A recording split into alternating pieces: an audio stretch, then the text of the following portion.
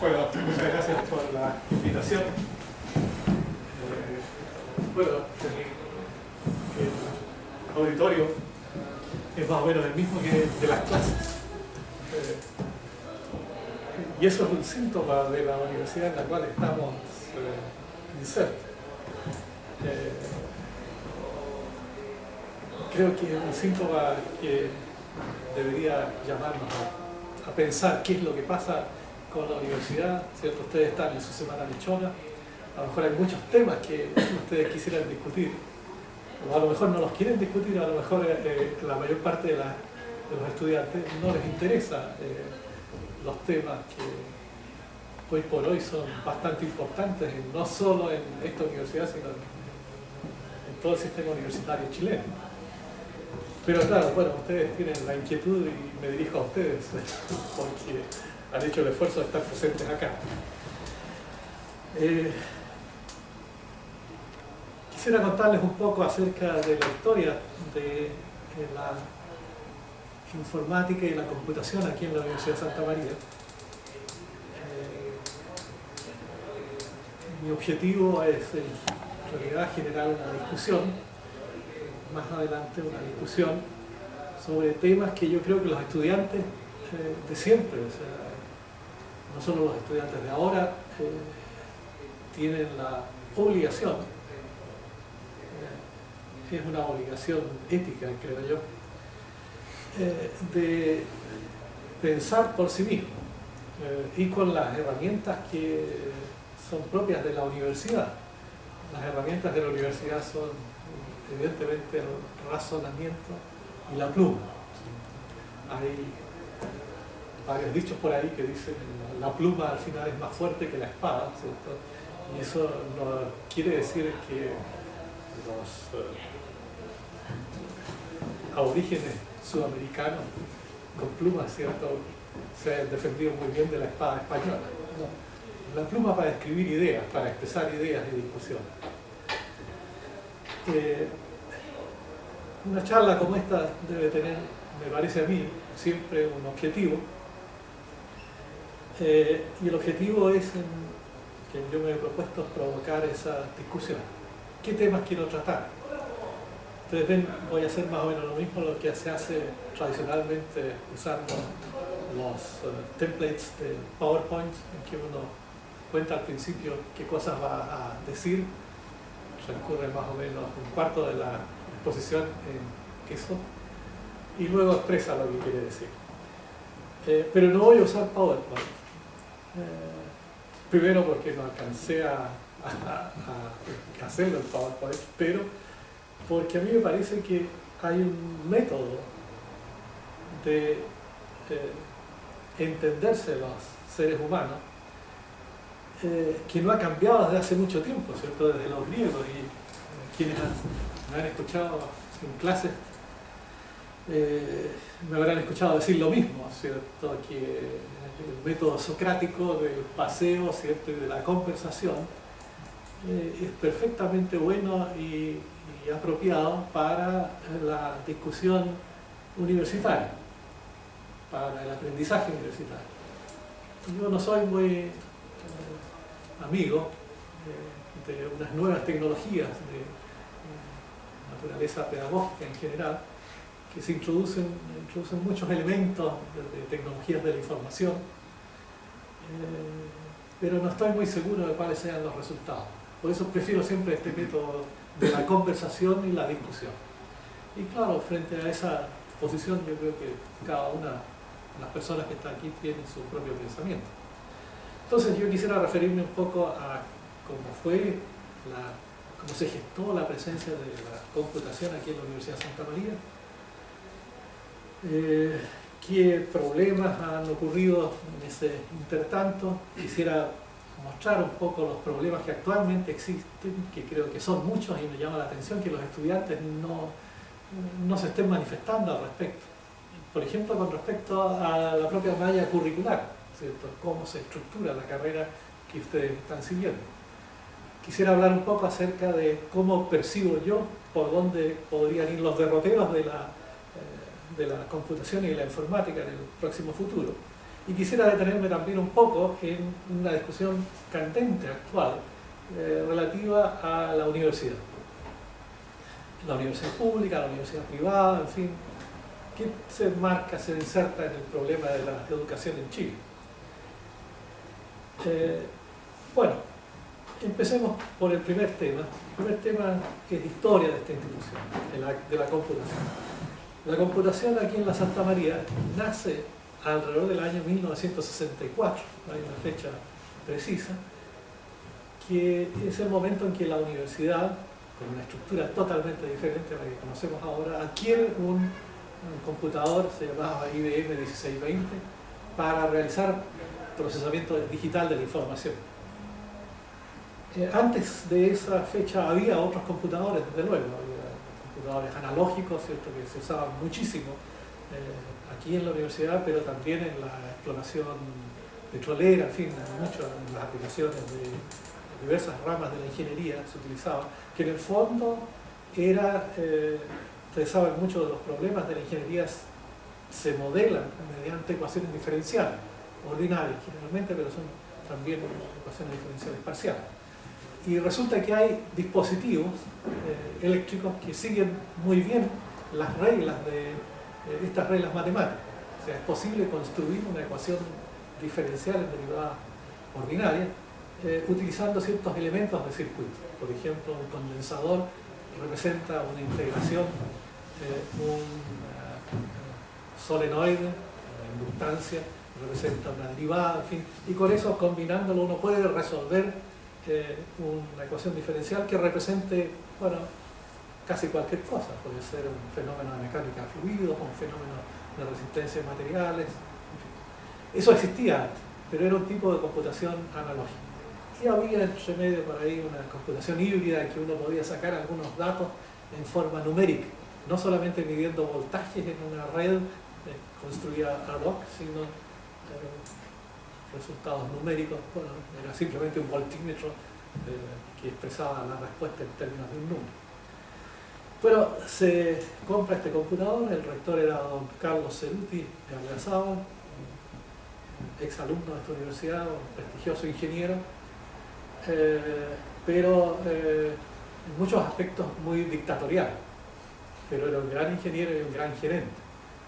Y eso era lo malo. Esta universidad en ese tiempo era como una empresa que tenía un gerente, el gerente era el rector, tenía profesores que eran los empleados de este gerente, y tenía alumnos que eran, bueno, los que hacían la pega, o parte de la pega. La población universitaria era muy pequeña, no éramos más de 300 alumnos en esa época. Existía también acá una escuela de artes y oficios, donde se admitían jóvenes, en realidad niños casi de 14, 15 años, que venían a aprender alguna disciplina de trabajo, alguna técnica. El título que obtenían eran maestros industriales. Todos los estudiantes de la Escuela de Arte y Oficio y los universitarios estábamos en un régimen de internado. Este mismo edificio donde aquí estamos era parte del internado, al frente estaba el pensionado, había una pequeña diferencia entre estar en este lado y en aquella otra ala de los dormitorios. Los dormitorios para los alumnos de la Escuela de Arte y Oficios eran comunes y eran de unos 6, 7 alumnos por dormitorio. Los universitarios tenían una habitación individual cada uno. Y la principal actividad aquí era el estudio y el trabajo en unos talleres que ustedes probablemente no conocen, pero los de aquella época teníamos que pasar por talleres de soldadura, de mecánica, de diversas especialidades de la técnica y también de estudio. Esta misma sala donde estamos, y la que está más allá y la que es sucesiva, estas 3 salas que hay aquí, que hoy día por razones de mercado ya no son salas, salvo esta, que rara vez se la puedo utilizar, eran salas de estudio. Así como ustedes están aquí, ¿cierto? En realidad estaba orientado de otra manera. En aquella esquina estaba el pupitre del brigadier se llamaba, era un estudiante universitario que tenía que preocuparse de que los jóvenes, estos niños de la Escuela de Arte de Oficio estudiaran y hicieran sus tareas. Teníamos un régimen bien establecido, partíamos a las 7 de la mañana en el desayuno, por lo tanto había que levantarse a las 6 de la mañana. A esa hora sonaban unos timbres espantosos que despertaban a todo el mundo. Había en cada piso un brigadier. El brigadier tenía que preocuparse de que los estudiantes se levantaran. Yo era brigadier en ese tiempo y era brigadier justo del piso donde tengo mi oficina ahora. Y mi pieza, donde yo vivía, estaba en una esquina de este lado de acá. Y como brigadier tenía mi baño privado, qué sé yo. Los estudiantes eran muy disciplinados, de vez en cuando hacían desorden, pero realmente los jóvenes tenían una disciplina increíble, pienso yo, a la luz de lo que veo hoy día. A las 7 de la mañana estaban todos peinaditos y ordenados para entrar a tomar desayuno, y a las 8 todo el mundo iba a clase. Las clases eran en la mañana, a mí en ese tiempo me parecía que era como un colegio. Yo no estaba muy contento en esta universidad porque a mí no me gustaba esta universidad. Yo conocía, en cierto modo, la Universidad de Concepción, la Universidad de Chile, que eran totalmente diferentes. Eran clases donde había muchos estudiantes. En mi curso éramos como 5 alumnos, ¿cierto? Uno no se podía quedar dormido, ¿cierto? No podía empezar a chatear en clases, a mirarse a los computadores. El profesor estaba siempre encima de nosotros, pero el vínculo que teníamos con los profesores era muy distinto del vínculo que ustedes probablemente tienen hoy día con sus propios profesores, como yo lo podía apreciar en las últimas veces que hice clases más o menos masivas. Era por supuesto un trato de mucho respeto. La mayor parte de los profesores que a mí me tocaron eran extranjeros, había húngaros, rumanos, norteamericanos, alemanes, en fin.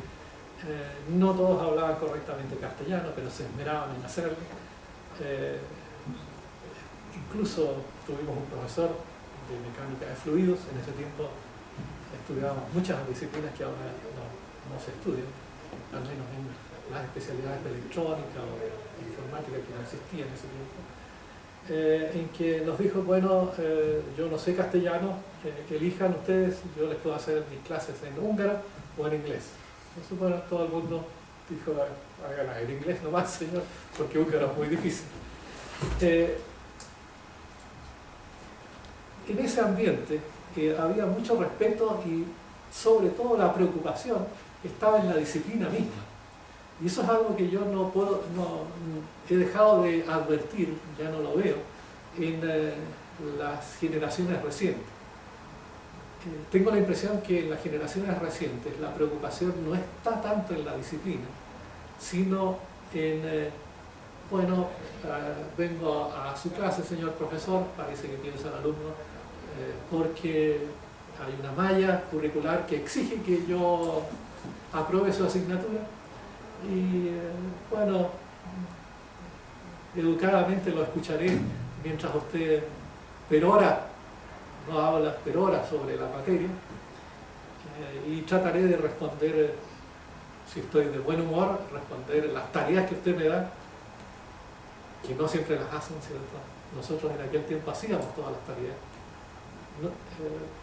Bueno, hay un cambio, o sea, la preocupación nuestra en aquel tiempo estaba en la disciplina, a tal punto que, si bien es cierto teníamos clases solo en la mañana, en realidad estábamos discutiendo todo el día de los temas que discutíamos en clases. En la tarde, como les decía, había un régimen bien especializado, había en términos de cómo se distribuían las horas. En la mañana un desayuno, después el almuerzo a las 12, después a las 4:30 de la tarde había una hora de choca, porque a esa hora estábamos trabajando en los talleres. La choca era una taza, un jarro de té con leche y un sándwich. Entonces bajaba todo un grupo de unas 100 personas desde los talleres, en trajes con overall, que se dio todo manchado de grasa. Todos estábamos tomando esa choca y después volvíamos a los talleres, ya a las 6 salíamos de ahí, íbamos a la cena, y después de la cena todo el mundo se iba a estudiar.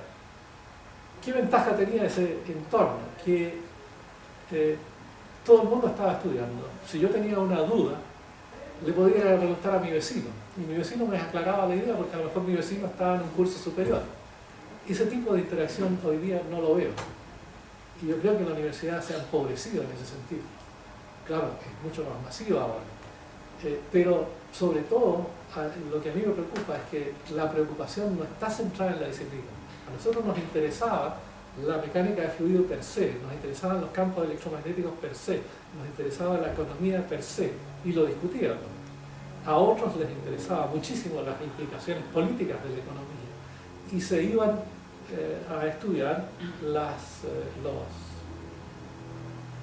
toda la elaboración intelectual que informa esta preocupación por la economía, ¿cierto? Entonces aquí hubo distinguidos estudiantes y después distinguidos profesionales que discutían con nosotros, sus propios compañeros, ¿cierto?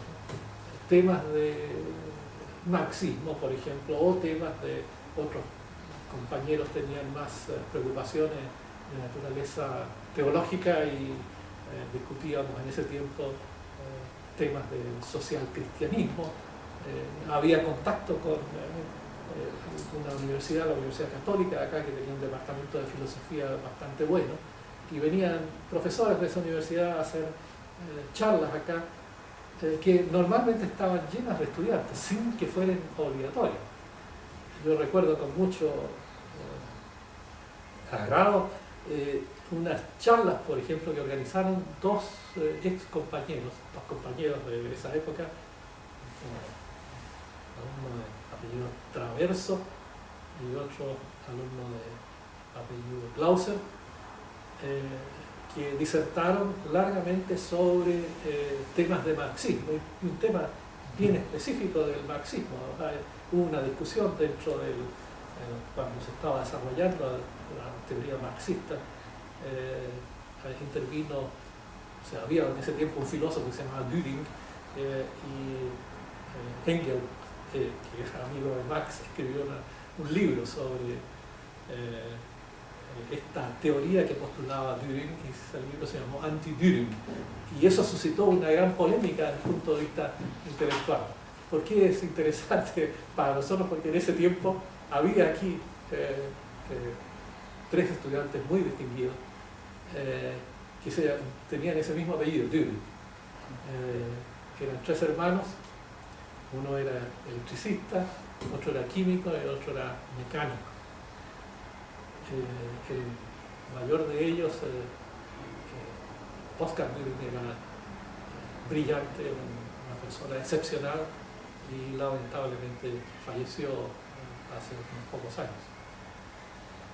Bueno, esos seminarios organizados por los estudiantes contaban con la participación de todo el mundo que se interesara, sin que necesariamente las personas que participaban en esos seminarios adhiriéramos a una determinada doctrina política, sino simplemente por el afán de conocer un planteamiento totalmente legítimo frente a la sociedad, el Estado, en fin. Lo mismo ocurría con seminarios, como decía, de naturaleza mística, por ejemplo, los temas de Teilhard de Chardin, no sé si ubican, filósofo, pero también, no sé, de profesión, bueno, él es un sacerdote, fue un sacerdote, pero su dedicación principal era la arqueología, y escribió unos libros sumamente interesantes que estuvieron muy en boga por esos años. Bueno, en ese ambiente ya había una gran inquietud aquí en la universidad por los temas de la computación, y especialmente había dos profesores, el profesor Frucht, Roberto Frucht, que era una celebridad en el mundo matemático, y el profesor Guillermo Fike en electrónica, quienes impulsaron esta idea de la computación. Y finalmente, después de una serie de vicisitudes, quien quiera conocer más detalles puede leer un artículo que escribí en esta revista de la Universidad de Chile, Bits, se llama Bits de Ciencia, donde cuento más detalladamente esto porque no vamos a tener el tiempo para ver todas las cosas. En ese momento entonces estos profesores junto con otros estudiantes logran convencer a las autoridades, en este caso nuestro rector gerente, que era Carlos Ceruti, de que era conveniente tener computadores para avanzar en el estudio de la ingeniería. Pero resulta que ya en esa época se advertía que muchos problemas de la ingeniería no era posible resolverlos mediante las técnicas que uno podía aprender en matemáticas, por ejemplo, en física. Había que introducir la simulación. Y eso, la única manera de hacerlo era mediante computador. Eso ya se hacía en Estados Unidos, estaba partiendo también esa idea, y poco después que ya esto se popularizó en Estados Unidos, nosotros tuvimos nuestros computadores y empezamos a trabajar. A mí me interesó muchísimo desde el primer momento este tema de la computación, y me quedé como ayudante de computación y trabajé con varios profesores. Mi tarea ahí era modelar problemas de interés para la ingeniería, especialmente en campos electromagnéticos, en teoría de circuitos en la área eléctrica. Hay un área que se llama diseño automático o computacional de circuitos, y en matemáticas me interesaba un área bien abstracta que se llama teoría de números y teoría de grafos.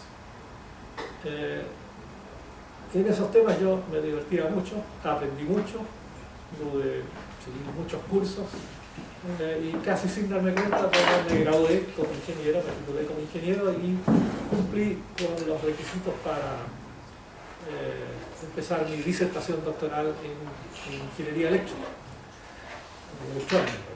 Pero resulta que eso ya eran el año 70, Chile había entrado en una gran efervescencia política, había una idea de realizar cambios importantes en la sociedad chilena que lamentablemente redundaron en una oposición y en un encuentro entre facciones irreconciliables en la sociedad chilena, y hubo mucha desorganización en el país. Todo se hacía muy difícil, también los estudios, y yo suscribía las ideas que postulaba que en ese tiempo el presidente Salvador Allende, que estaba en el gobierno, y que